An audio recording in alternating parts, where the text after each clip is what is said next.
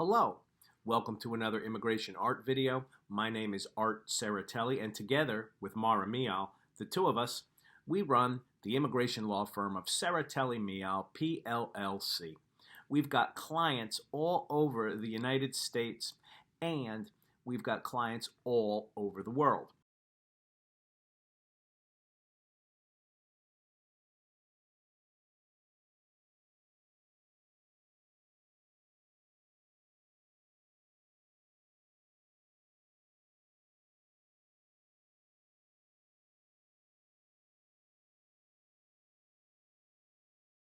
We're the lawyers down at the end of your arm inside your smartphone. We do all sorts of things that other lawyers need you to go into the office for.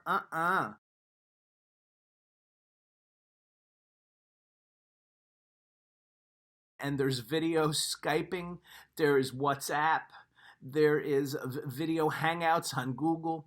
We've got something called email. It's crazy. There are even social media apps where you can send messages. And we look at text messages. You want to communicate with us? You certainly have lots of ways to do it.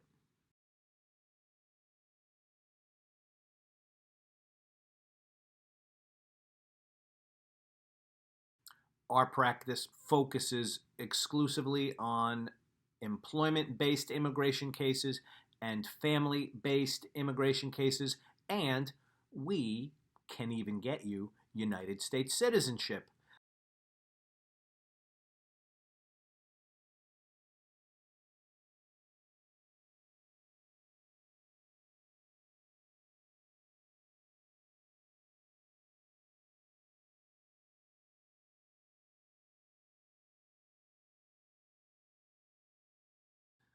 So that's it. And remember, I'll beat it to death. I'll say it again. I will say it again. The PERM labor certification is only the two boxes in the last column over to the right, row 2 and row 3.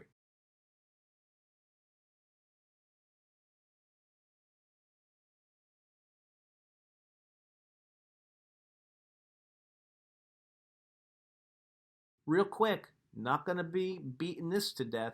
I got other videos about this stuff, but look at the chart again. Let's do this. Let's look at the upper 4 boxes in the upper left quadrant. Upper left quadrant, there's 2 columns and 2 rows. The first column is you're so special. The government doesn't want any old American and any old green card holder doing the job that you want. We want you because that's how special you are. So in the first column, you sponsor you, and you don't have to do the whole testing of the labor market.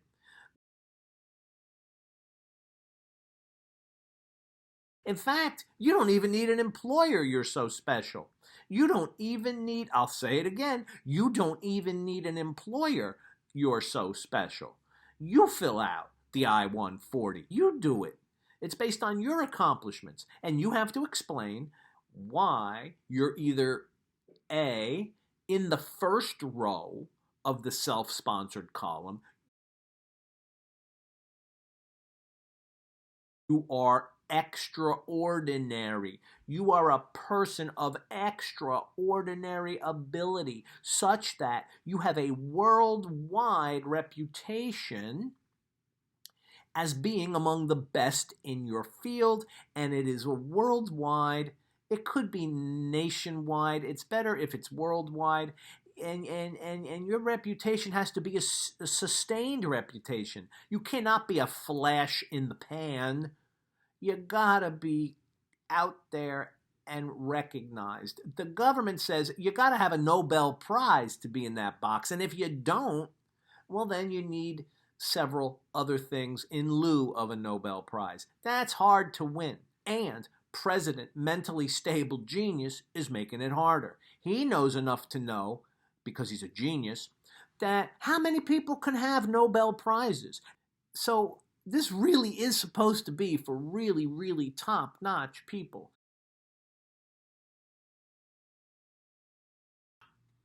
box 2, column 1, the first box in row 2. A self-sponsored green card case for someone very special in the EB2 National Interest Waiver category. What's that mean? It means your work is so darn important. Your work is so darn important. It's important in Alaska. It's important in Florida. It's important in Massachusetts. It's important in Texas. And it's important because of what it is. Usually things like medical research, scientific breakthroughs in engineering materials, or in using mathematical tools for analysis. High-level work. Something really tangible that's obviously in the national interest. If you're doing that kind of work,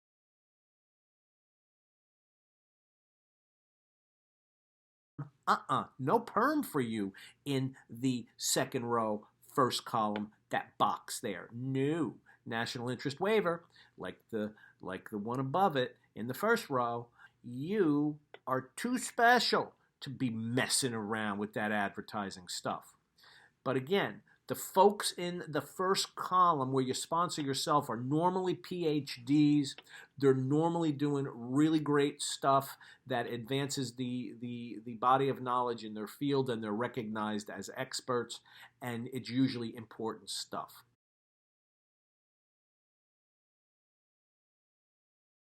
So who does research? PhDs. That middle column, if you're in the first row, the EB1 row, middle column,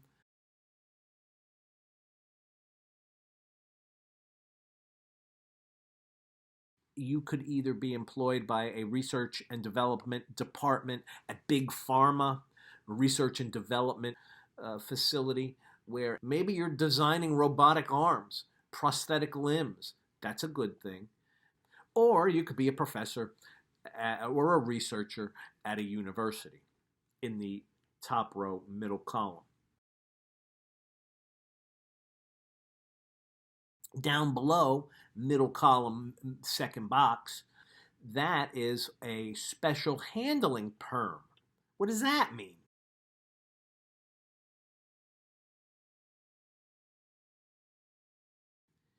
It means all the advertising that needs to be done, you use the same timeline in the second row, middle column, but there's a shortcut. Because normally the universities, and only universities are in this box, by the way, unless unless you find a corporation that's hiring professors. You in this middle box don't have to put the ads in the local newspaper. Universities have recruiting committees. Universities have systems set up. Colleges and universities have systems set up to hire tenure track permanent employees. And that's what green cards are for. Permanent employees, not somebody working on a contract and they could be gone in a year. Permanently hard money budgeted permanent employees. In that middle box, the second row, the second column, the special handling for PERM, there is a deference to the recruiting committee procedure that precedes an offer to a professor, a researcher, and it's presumed that that job offer is given to the best, most qualified professor or researcher. So deference is given to that. That's it. That's the only difference. Then you do the I-140, same thing. And then you do the 485, same thing. Now, the only thing we did not talk about, going up to that top row, EB1, the very last column, regular people jobs in that last column like you or me,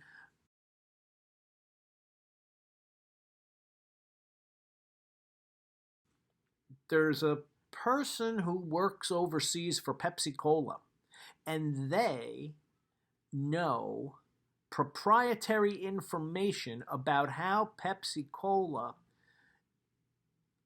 for lack of a better example, get you addicted to the product so you'll buy more and more and more and more. Maybe it's the light bubbly fizz that the consumer enjoys, but whatever it is, they know it and they learned about it overseas with the soda company, and now the soda company wants to transfer them to the branch office. That's starting to sound like an L1.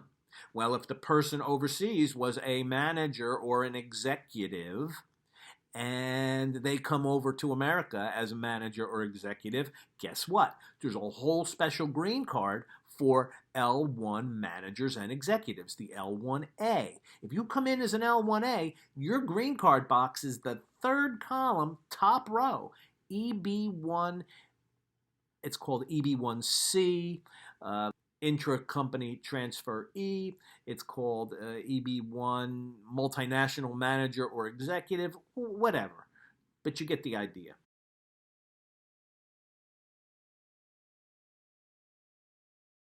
And then the row 4 are special kinds of green cards for special workers.